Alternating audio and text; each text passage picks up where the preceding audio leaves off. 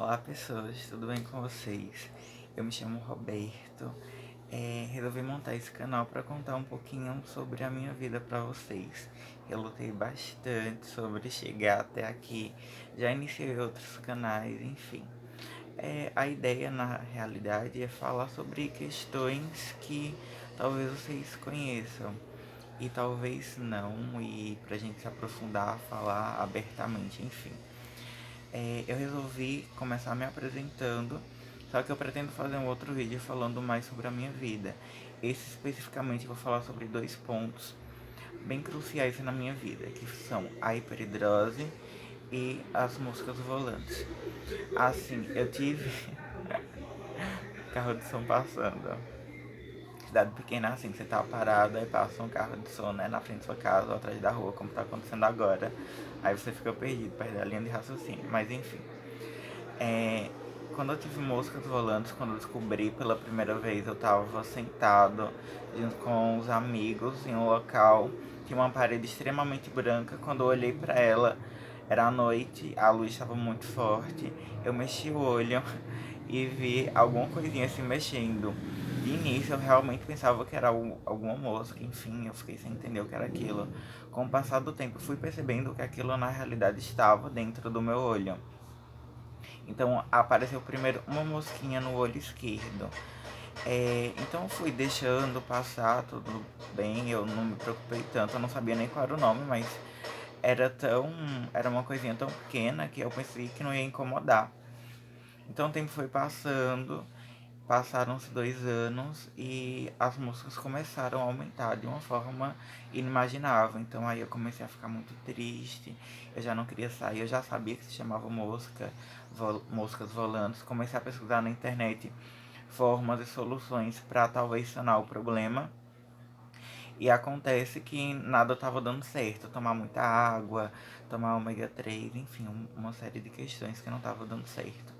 Então, só que aí com o passar do tempo, né, eu sempre fazendo exame, a oftalmologista falou que era uma condição normal e que logo logo tendia-se a desaparecer.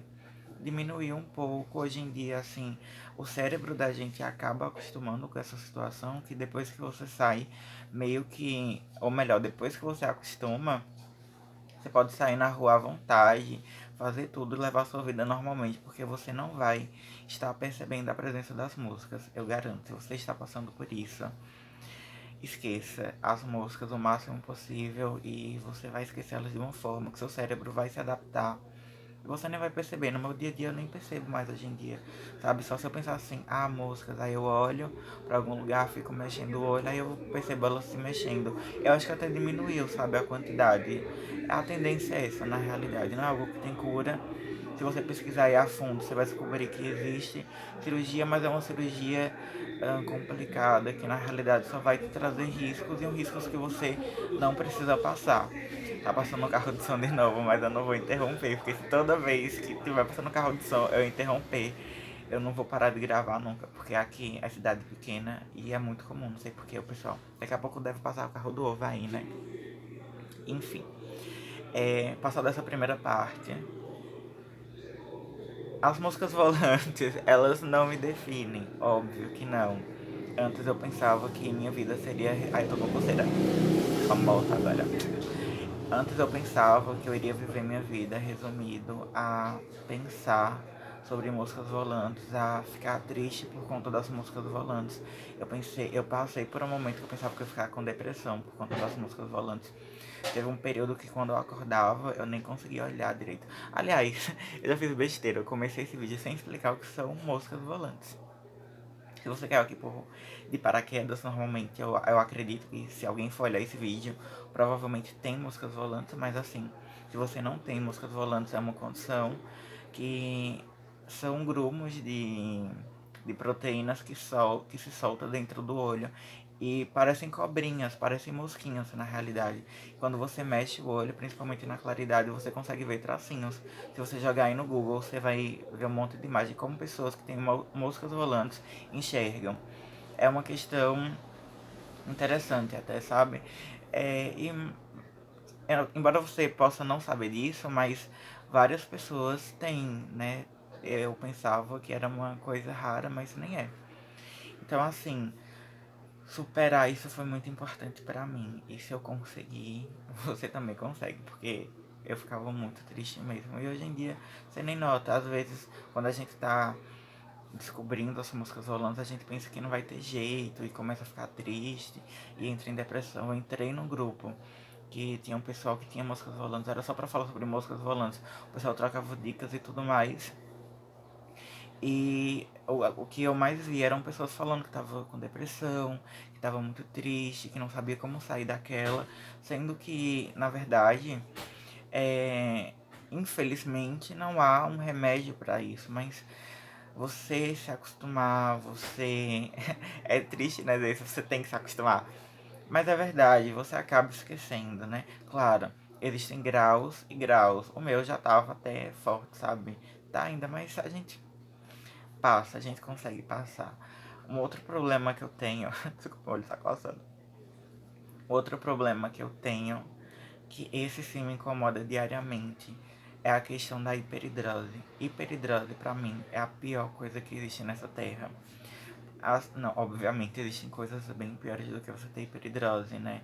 Até porque é uma doença, é uma condição que não coloca a nossa saúde diretamente em risco, pelo menos não a nossa saúde física. Mas a mental com certeza fica muito comprometida.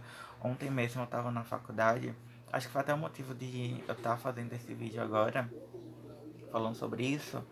É mais um desabafo, na realidade eu tava lá na faculdade e, claro, existem questões associadas à hiperidrose, né?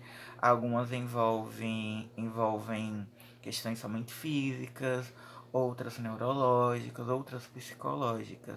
A minha eu ainda não consegui ter um diagnóstico muito preciso, mas eu percebo que eu tenho muitas questões ligadas ao psicológico mesmo. Claro, já é uma condição física que é agravada pelo psicológico, porque se eu tiver sem suar, hiperidrose, aliás, para quem não sabe, é o suor excessivo das mãos, dos pés, da face, enfim, ela pode evoluir em vários estágios, né? É, se você quiser algo mais preciso sobre isso, aconselho que procurem outros vídeos para saber melhor. Eu vou falar mais sobre minha experiência do que propriamente sobre a doença. Então, assim, eu transpiro muito desde a infância e infelizmente é uma coisa que está me caracterizando hoje em dia, porque apesar de não colocar a sua saúde física em risco, a psicológica fica completamente abalada. Porque eu sou escritor, eu tenho um livro publicado, eu faço faculdade de direito, então não é anormal eu ter que conversar com as pessoas. E eu nunca tive receio ou medo de conversar com as pessoas até o momento em que eu comecei a suar desenfreadamente, porque antes eu só suava as mãos e os pés, eu passei a suar a face, o pescoço, as costas, marca na roupa, fica uma coisa constrangedora. Então, assim, é muito triste, é uma condição realmente muito triste, que você tem que estar o tempo todo pensando sobre isso. E o pior ainda é quando você vai ver as soluções na realidade, porque existe uma cirurgia. Eu até entrei na fila para fazer essa cirurgia, porque você tem que entrar na fila de espera e é algo demorado. E assim, é difícil porque é uma cirurgia que você faz, mas você tem consciência de que você vai voltar a suar só que em outros cantos do corpo, mas você só não sabe qual. Se você for pesquisar relatos aí na internet, você vai ver que tem gente que começa a suar barriga, tem gente que começa a suar perna, enfim. São questões realmente bem complicadas, bem difíceis mesmo, que envolvem a hiperidrose. Ontem eu tava lá na faculdade, eu comecei a contar e não terminei. E do nada eu tava em sala de aula e eu comecei a suar, mas eu suava e eu olhava para as pessoas desculpa, e se eu via alguém olhando para mim, eu já pensava que ela estava notando que eu estava suando, isso me fazia suar mais. Então, é uma condição que se liga muito à ansiedade, porque eu fico ansioso porque eu tenho hiperidrose. Por eu ter hiperidrose, eu vou ficando mais ansioso. Então, é um círculo vicioso, porque a hiperidrose me traz ansiedade e a ansiedade me traz hiperidrose. É uma condição muito complicada. E as piores coisas que existem são pessoas que chega e diz, nossa, você tá suando, né? Tem um rapaz que sempre que me encontra ele quer pegar na minha mão, aí eu dou uma mão pra ele, tudo bem? Aí ele fala, nossa, se eu soubesse eu tinha trazido sabonete. E não sabe o quanto essas coisas impactam na gente, porque é bem constrangedor. Então eu tento todos os dias levar uma vida normal, fingindo que não tenho essa doença, esse mal que é horrível. Mas não tem jeito, sabe? A gente sempre lembra, a gente sempre tem alguém pra nos lembrar que nós temos. Agora eu não tô suando tanto, mas eu sou bastante mesmo, assim. E porque eu resolvi falar isso no primeiro vídeo, que eu acho que eu vou postar no canal que eu já tenho, na realidade não vai ser o primeiro vídeo. Mas assim, o primeiro vídeo dá a volta, porque agora eu realmente pretendo dar seguimento ao canal. Eu resolvi falar sobre ele porque são doenças, são questões na realidade que não me definem. As músicas volantes eu basicamente já esqueci, já consigo levar a vida em diante. A hiperidrose ainda não. E eu já comecei esse canal e eu não continuava porque mesmo para conversar diante da câmera, se eu imaginasse que eu ia começar a suar, eu começava a suar, então ficava uma questão muito feia. Isso ainda acontece. Hoje não aconteceu, acho que porque eu tô falando de hiperidrose. Aí eu acho que eu vou dar exemplo, tá vendo como eu tô suando aí? Pra eu não dar o exemplo, eu não comecei a suar. Mas enfim, é uma questão difícil. E eu resolvi fazer esse vídeo porque eu conheço várias pessoas que têm. E talvez se você tiver, você vai estar se sentindo triste também. O pessoal já falou sobre remédios, né, que usam o Dricló, tem algum outro aí, só que eu usei. Minha experiência não foi boa, na verdade, porque você passa, arde bastante, você tem que ter um monte de cuidado pra não queimar sua pele no outro dia. E não é só por arder e por queimar a pele, é porque comigo pelo menos não funcionou, né? Tem várias pessoas que dizem que funcionam com elas, aí pessoas da internet, aliás, você consegue encontrar vários vídeos falando sobre. E talvez funcione de verdade, não funcionou pra mim, até porque eu acho que existem quadros e quadros, né? E não serviu pra mim. Eu quero fazer essa cirurgia ainda, porque a cada dia que passa vai se tornando mais difícil conviver em sociedade, vai se tornando mais difícil você conversar com as pessoas. É uma questão que te deixa com vergonha na realidade e baixa completamente sua autoestima. Minha autoestima às vezes fica lá embaixo, eu tento me manter forte, eu tento me manter, sabe, pra cima e vai passar, mas nós somos seres humanos, né? Tem horas que a gente acaba sucumbindo à tristeza. É comum, a gente só não pode deixar que isso se torne a máxima da nossa vida. E eu venho tentando não deixar que isso me impeça de fazer várias coisas. Eu continuo fazendo eventos de livro. Na faculdade eu gosto de debater determinados assuntos. Então, oi professor, eu sei isso, vamos falar sobre. Embora seja complicado às vezes não sempre na realidade, porque, como eu disse, né?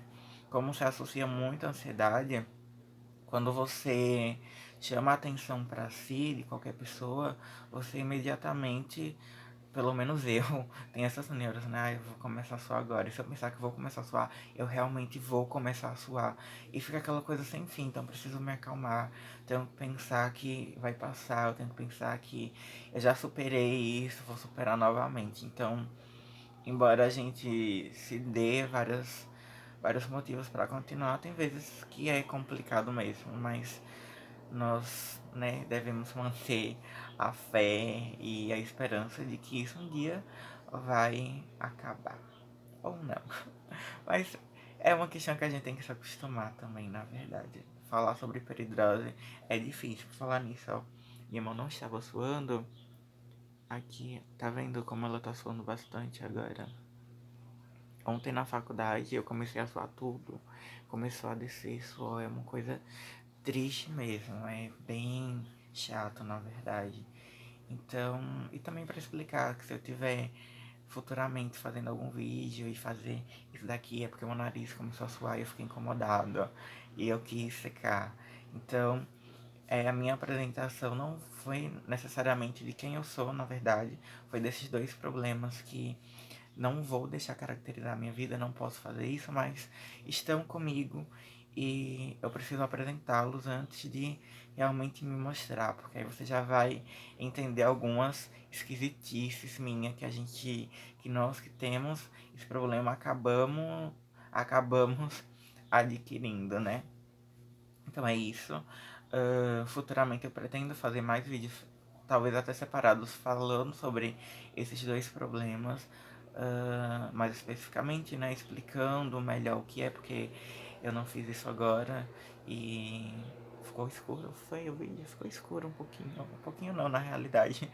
É, tá bom, né? Ficou uma coisa mais intimista, pelo menos pra agora. Enfim. Então, pretendo falar mais sobre outras questões. É isso. Até mais. Eu pretendo. Eu quero postar mais vídeos e talvez pelo menos uns 2 por semana, né? Bacana. É isso, pessoal. Beijo. Até a próxima.